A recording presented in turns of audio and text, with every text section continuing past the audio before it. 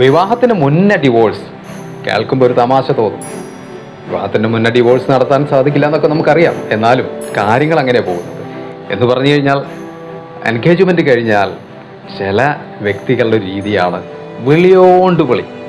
Engagement കഴിഞ്ഞാൽ പിന്നെ പൊരിഞ്ഞ പ്രണയം എന്നൊക്കെ വേണമെങ്കിൽ പറയാറുള്ളത്. അങ്ങനെ വിളിയോണ്ട് വിളി സഹിക്കവയ്യാതെ പെണ്ണിൻ്റെ ഭാഗത്തുള്ള പാരൻസ് ചെക്കൻ്റെ ഭാഗത്തുള്ള ബന്ധുക്കളൊക്കെ വിളിച്ചു കൂട്ടി പറഞ്ഞു, ഇത് നടക്കില്ല, നമുക്കിപ്പോൾ തന്നെ ഇത് പിരിയാമെന്നുള്ളത്. ചെക്കനാണെന്നുണ്ടെങ്കിൽ ദിവസത്തിൽ 3-4 തവണയും വിളിക്കുക. അങ്ങനെ ഈ പെൺകുട്ടിക്ക് വല്ലാത്ത അസ്വസ്ഥതയായി. കാരണം ഭർത്താവായിട്ടില്ല, അതിന് മുന്നേ തന്നെ ഇങ്ങനെ ആയിക്കഴിഞ്ഞാൽ എന്താണ്? ഇതുകൊണ്ട് തന്നെയാണ് ഇത് അവസാനം വീട്ടിൽ പറയേണ്ടി വന്നു. എന്തായാലും ഇത് മൂത്ത് അവസാനം മതി, ഇത് അവസാനിപ്പിക്കാൻ തീരുമാനം എടുത്തു എന്നുള്ളതാണ്. അങ്ങനെ വന്നപ്പോഴാണ് ഇരു കൂട്ടക്കാരും വീണ്ടും ഒന്നിച്ച്, പയ്യൻ്റെ വീട്ടുകാരും അതുപോലെ തന്നെ പെൺകുട്ടിയുടെ വീട്ടുകാരും വീണ്ടും വിളിച്ചു വരുത്തി ചർച്ച ചെയ്ത് ഇനി മേലിൽ വിളി വേണ്ട. എന്നാൽ ഈ പയ്യനെ സംബന്ധിച്ചിടത്തോളം ആവശ്യത്തിന് വിളിയിൽ അവൻ ഒതുക്കില്ല. കാരണം അവൻ്റെ പ്രശ്നം അതാണ്, അവൻ പൊസസീവ്നെസ് ഉണ്ടാവും. കാരണം എൻ്റെ വരാൻ പോകുന്ന ഭാര്യ ഞാൻ വിളിക്കുമ്പോൾ എടുക്കണം, എൻഗേജാവാൻ പാടില്ല, ഞാൻ വിളിക്കുന്ന സ്ഥലത്തേക്ക് വരണം എന്നൊക്കെ നിർബന്ധം പിടിച്ചപ്പോൾ തീർച്ചയായിട്ടും അത് വലിയൊരു കല്യാണത്തിന് മുന്നേ തന്നെ ഈ ഒരു അവസ്ഥയാണെന്നുണ്ടെങ്കിൽ കല്യാണം കഴിഞ്ഞാൽ എന്താവും എന്നുള്ളതാണ് തീർച്ചയായിട്ടും ഈ പെൺകുട്ടിയുടെ വീട്ടുകാരും പെൺകുട്ടിയും ചിന്തിക്കുന്ന കാര്യം എന്നുള്ളതാണ്. ഫ്രണ്ട്സ്, പലപ്പോഴും എൻഗേജ്മെൻറ്റ് കഴിഞ്ഞാൽ ഇതൊക്കെ ഒന്ന് ലിമിറ്റ് ചെയ്യേണ്ട അവസ്ഥയുണ്ട് എന്നുള്ളതാണ്.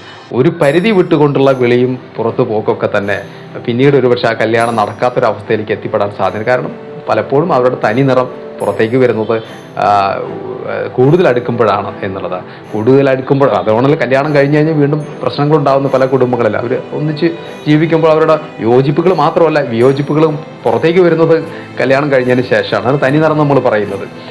ഇതുപോലെ തന്നെ കല്യാണത്തിന് മുന്നേ ആണെങ്കിലും കൂടുതൽ അടുത്ത് കഴിയുമ്പോൾ സ്വാഭാവികമായിട്ട് സംഭവിക്കുന്ന കാര്യം ഇതാണ്, അവരുടെ എല്ലാ കാര്യങ്ങളും അവർ ഷെയർ ചെയ്യാൻ തുടങ്ങും. അതിന് ചില സമയം അവർക്ക് കിട്ടുകയാണ്.